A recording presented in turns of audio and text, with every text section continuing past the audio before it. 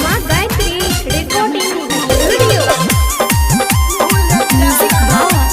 DJ हरिओम बसंतपुर डाली के गियरबा हमारे लयनबा तनिको नहीं डराला यारबा टेम्पू वाला डाली के गियरबा हमारे लयनबा तनिको नहीं डराला यारबा टेम्पू वाला रे यारबा टेम्पू वाला आकाठी के दिलवा भूले जाला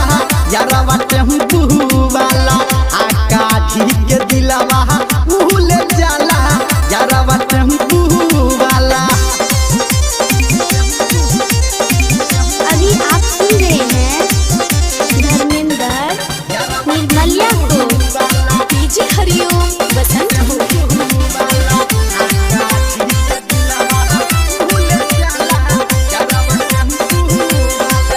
सीनमा के बटन सखी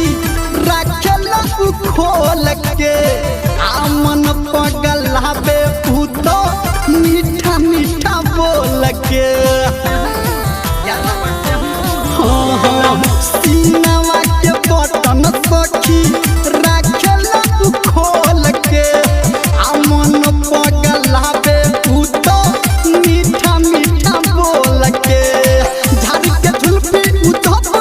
आवे ए सखी हीरो से कम नहीं लागे ए सखी हीरो से उता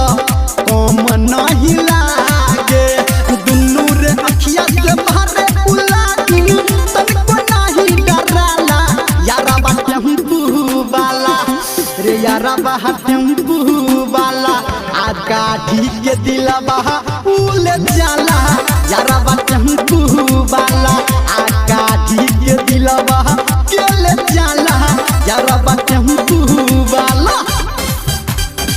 अभी आप सुन रहे हैं सावरिया म्यूजिक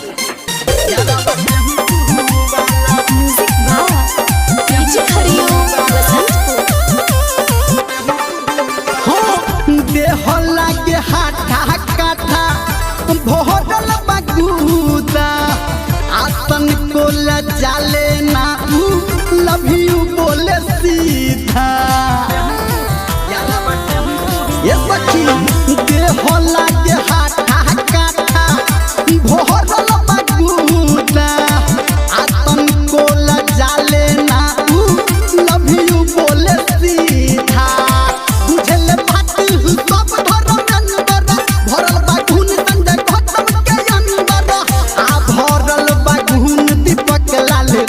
प्यारे के अंदर हॉर्न दबा के हैंडल घुमा के भुकुर भुकुर लाइट बारे यारबा टेम्पू वाला रे यारबा टेम्पू वाला आकाठी के दिलवा